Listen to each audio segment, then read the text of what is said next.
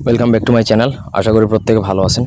তো আজকে আমি আপনাদেরকে স্বামী বশীকরণে একটা তিলক দিব। আপনি যদি আপনার স্বামীকে নিয়ে খুব বেশি ঝামেলায় থাকেন, স্বামী আপনার কথা শুনে না, বদরাগী, এক কথায় আপনি যে কোনো কারণেই আপনার স্বামীকে আপনার নিয়ন্ত্রণে আনতে চান, স্বামী আপনাকে মারধর করে, টাকা পয়সা দেয় না সংসার চালানোর, স্বামী বিদেশ চলে গেছে, যোগাযোগ রাখে না, যে কোনো সমস্যার কারণে যদি স্বামী বশ করতে চান তাহলে এই তিলকটা স্বামী বশীকরণ তিলকটা প্রয়োগ করতে পারেন।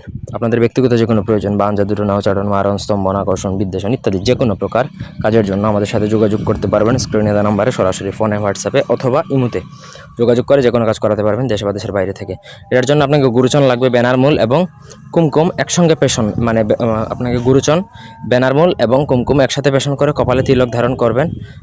তিলক ধারণ করে জাস্ট একটা হালকা পরিমাণে ফুটা দিবেন, টিপের মতো করে ফুটা দিবেন। যদি আপনার স্বামী জিজ্ঞাসা করে বলবেন যে এটা টিপ, আর যদি হালকা আকারে থাকে সে না বুঝে তাহলে না বুঝলো। ওই তিলকটা ধারণ করা অবস্থায় যদি আপনি আপনার স্বামীর কাছে যান, তাহলে ওই যখন ওইটা ধারণ করা অবস্থায় সে যখন আপনাকে দেখবে, দেখার পর যে আপনার প্রতি যে আকর্ষিত হবে, ওই আকর্ষণটা বা ওই টুটকাটা সারা জীবন তার সাথে লেগে যাবে।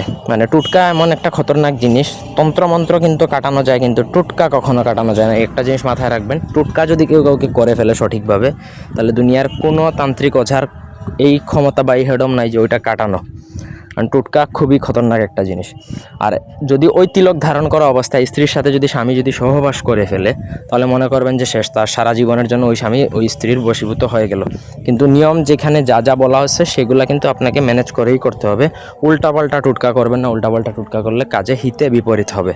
আশা করি বুঝাইতে পারছি। কোনো অংশ বুঝতে অসুবিধা থাকলে কমেন্ট করে জানাতে পারেন। আপনাদের ব্যক্তিগত যে কোনো সমস্যার সমাধানে আমার সাথে যোগাযোগ করতে পারেন হোয়াটসঅ্যাপে বা ইমোতে। ধন্যবাদ সবাইকে।